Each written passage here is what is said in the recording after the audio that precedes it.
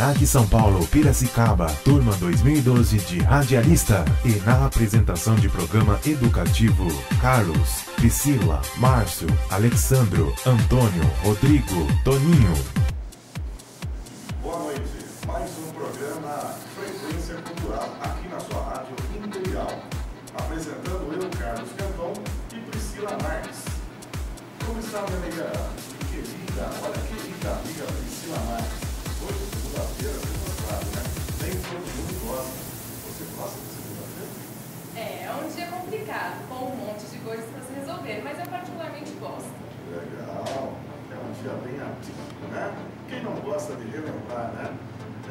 Por isso, né, falaremos hoje um pouquinho da mitologia grega, arquiteturas e muito mais. Hoje vai ser um programa diferente, hein? Um programa bem cheio de coisas interessantes para vocês, ouvintes, que gostam de culturas, né, culturas antigas. Não é isso, Priscila? É isso mesmo, Carlos. Hoje vamos falar da Grécia clássica. Tudo que os nossos ouvintes gostariam de saber é só aqui na Frequência Cultural que eles ficam por dentro. Bom, para começar, vamos com o Márcio. Márcio está lá em Atenas. Vamos ver se ele consegue fazer o link agora ao vivo, lá com o Márcio. Alô, Márcio. Boa noite, Carlos Canton. Boa noite aos ouvintes da Rádio Imperial. Aqui são exatamente 0 horas e 30 minutos. Portanto, uma diferença de 5 horas do fuso horário brasileiro. Um clima ameno por aqui, uma noite tranquila. A maioria dos moradores dessa região já se recolheram para suas casas, estão dormindo. E ao amanhecer, irei fazer parte de um café da manhã diferente do que estou acostumado, hein, Carlos? Aliás, uma das muitas curiosidades desse povo é a maneira de como eles se alimentam. De onde vem tanta saúde e disposição, Carlos? Ao você levantar, o grego tem o costume de comer pão embebido no vinho, diluído com água. Para acompanhar frutas secas, cereais, às vezes pode até aparecer um iogurte ou um queijinho na mesa, hein? O nosso conhecido leite é muito pouco consumido. Graças ao seu clima e disposição geográfica, a sua posição junto ao Mediterrâneo, a Grécia tem o privilégio de produzir ingredientes muito saborosos. As frutas, as verduras amadurecem todo o seu esplendor, sem umidade, com toda a intensidade dos aromas, cores e nuances ao paladar. Cercada de mares por todos os lados, é claro que peixes e frutos do mar são muito comuns na mesa dos gregos, Carlos. Segundo informações, atum, dourado, camarão, mariscos e lulas já eram consumidos pelos gregos antigos e continuam fazendo parte da culinária grega atual, como pratos principais e entradas, como a famosa sopa de peixe, que eu estou doido para experimentar, hein, Carlos? Dentre o almoço e o jantar, a variedade continua. Azeitonas, grãos inteiros utilizados em pães e cereais, queijos, muitos legumes e verduras, vinho e azeite. Aliás, o azeite é unânime aqui na Grécia. Dificilmente com um tipo de gordura, outro tipo é utilizado aqui na Grécia. É simplesmente o azeite. A carne vermelha quase não se vê por aqui. E quando se quer adoçar algo, o mel fala mais alto. Açúcar aqui é manga de colete, hein, Carlos?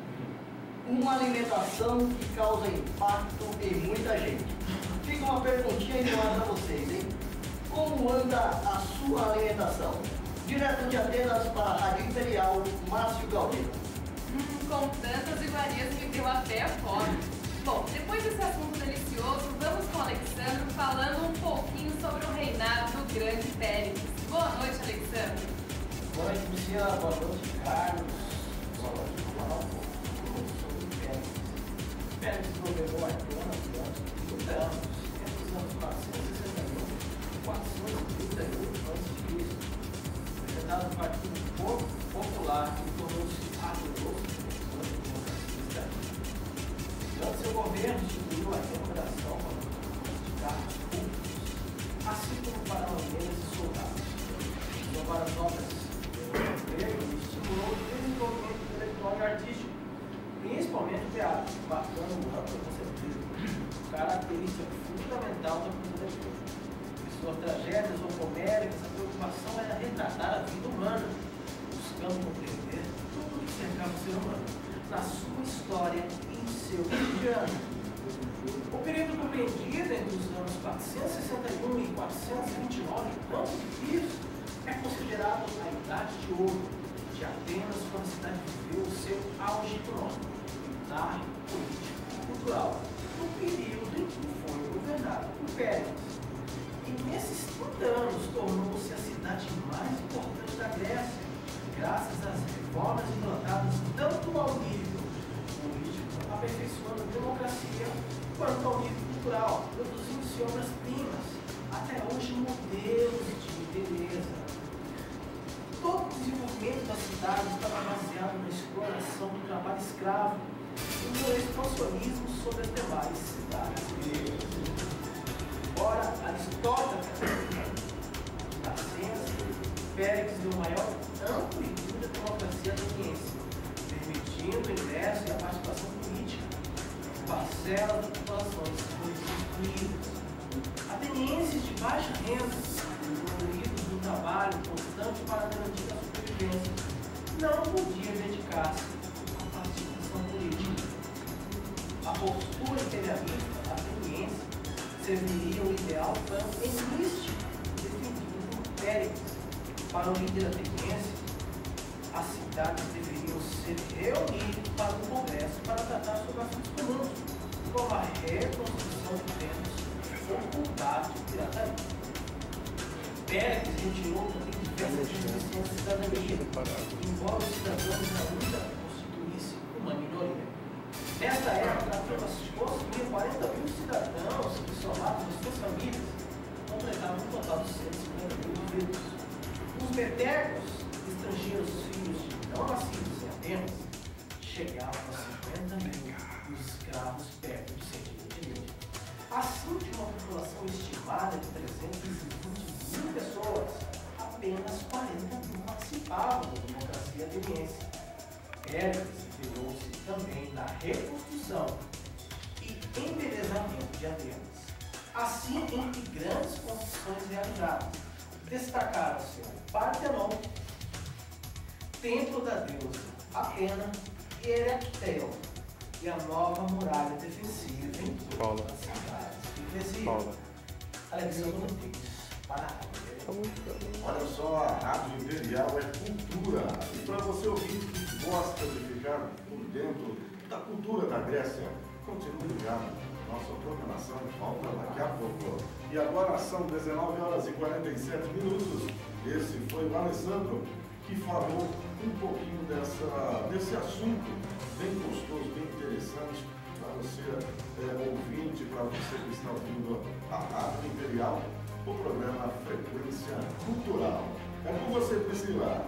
É isso mesmo. Agora vamos com o correspondente Antônio, que está direto do Partenon. Ele vai nos deixar inteirados sobre esse monumento. Boa noite, Antônio. Boa noite, ouvintes. Boa noite, Carlos, Priscila. Como é bom estar falando de cultura, né? Ainda mais aqui no berço da cultura ocidental, que é a Grécia, né? Eu estou na Acrópole de Atenas e vou falar um pouco do Partenon. O Partenon foi um templo dedicado à deusa grega Atena, construído no século V a.C. pelo Péricles, bem explicou o nosso amigo agora há pouco, na Acrópole de Atenas.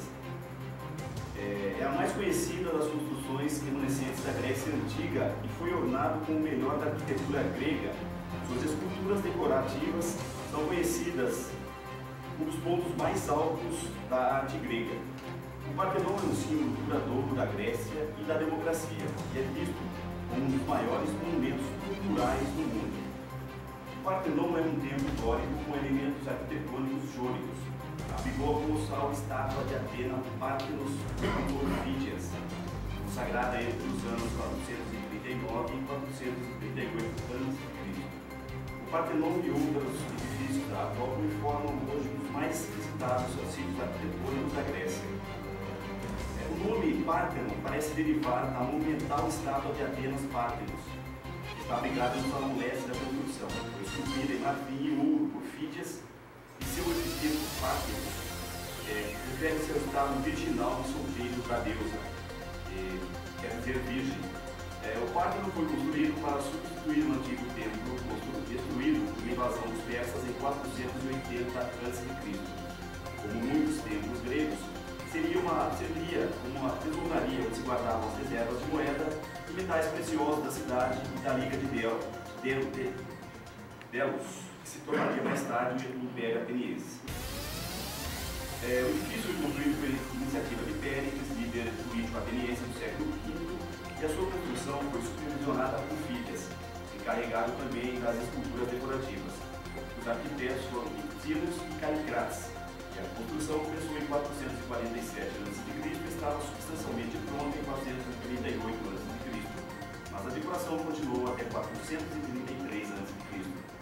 Algumas das prestações de contas encontradas em sítios arqueológicos mostram que a maior despesa foi transportar as pedras do Monte Pentético, a cerca de 16 quilômetros de Atenas.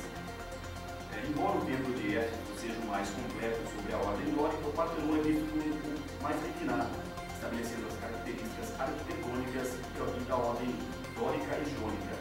Antônio Rodrigues para a Rádio Imperial. Olha só que gostoso, informação fresquinha para você, ouvinte. Que delícia lembrar coisas e acontecimentos históricos tão importantes, hein, Priscila? É isso mesmo, Carlos. Uma história tão antiga e ao mesmo tempo tão presente em nossas vidas. Bom, temos mais um correspondente direto do Museu da Grécia para falar sobre as esculturas. Não é isso, Rodrigo? Boa noite. Boa noite, Priscila. Boa noite, amigos da Rádio Imperial, do programa Frequência Cultural. Estou aqui no Museu de Atenas para falar um pouco sobre as esculturas do período clássico. A escultura grega cumpriu funções religiosas, políticas, honoríficas, funerárias e ornamentais e possuía uma temática exclusivamente humana.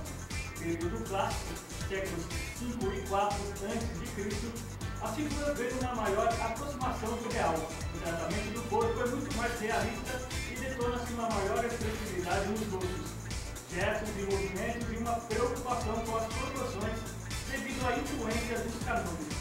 A partir do século IV a.C., a escultura passa a ser marcada por um aspecto mais gracioso, sedutor, harmonioso, elegante e dinâmico, e é introduzido o nu feminino.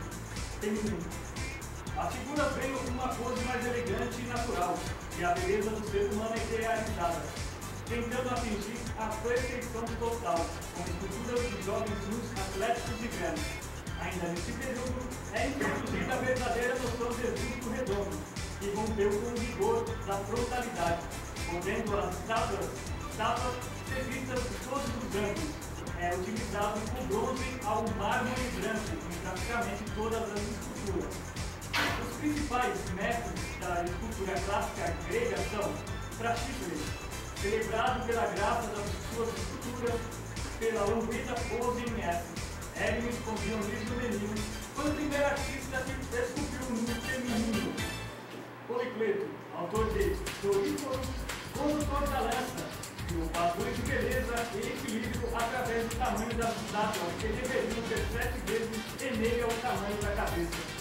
Fídias, talvez o mais famoso de todos, autor de Deus Olímpico, sua obra-prima, a Ateneia, realizou toda a decoração em vários relevos de templo, Partenon, as estruturas dos frontões, métopas e frisos. Lísico, representava os homens, tal como se vê em locomoção, verdadeiros retratos. Foi Lísico quem introduziu a proporção ideal do corpo humano com a medida de 8 vezes a cabeça. No encerrado Miron, autor do Discóbulo, Homem Arremessando o Disco. Informações das esculturas no período clássico para os amigos do programa Frequência Cultural. Olha só que maravilha, informação quentinha e fresquinha. Gosto de repetir essa palavra porque você ouvinte está aí com o seu rádio ligado, sempre querendo mais. E aqui nós, da Rádio Imperial, temos isso para você. Informação fresquinha a todo momento. Agora vamos ficar por dentro do assunto arte na Grécia. E vai falar um pouquinho desse assunto com a gente hoje aqui na rádio. É o nosso amigo Toninho. Agora é com você. A palavra é sua, meu querido. É isso aí, Carlos. É isso aí, Priscila. A gente já falou um pouquinho aqui do estilo clássico. Esse estilo corresponde ao período do apologia, o técnico, estético, conceitual do mundo grego. no qual a arte foi encarada como uma consequência direta da superioridade criativa racional e filosófica da cultura grega. O desenho e a pintura tiveram um enorme desenvolvimento através da descoberta, aperfeiçoamento e aplicação das revolucionárias inovações técnicas e formais, tais como a criação de canones escultóricos, a perspectiva, as sombras, os claros e escuros e as posições em escuro. É implantada a técnica das figuras vermelhas sobre o fundo negro, que confere à pintura uma maior perspectividade, dinamismo e o realismo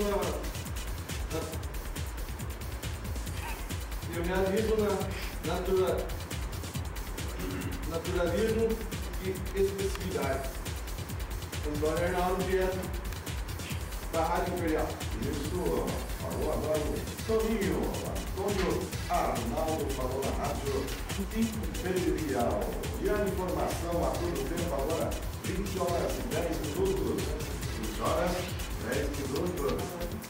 É isso mesmo. Vamos terminar nosso programa de hoje deixando um recado bem interessante. Preste atenção no recado. Isso vale para crianças, adultos, velhos, enfim, todos que gostam de reciclar. A palavra é a seguinte: recicle, reserve o dia de amanhã. São os seus filhos que irão vivê-los. É isso, Priscila? Sabe as palavras, Carlos. Eu quero agradecer a todos os correspondentes, Rodrigo, Márcio, Antônio, Alexandre e ao Toninho também, que era sonoplasta e agora me vou corresponder. E principalmente a vocês ouvintes que nos deram esse privilégio de deixá-los bem informados em todo o Brasil. Isso aí, amanhã estaremos juntos novamente, aqui, aí, no seu rádio. Boa noite. Boa noite e até qualquer hora.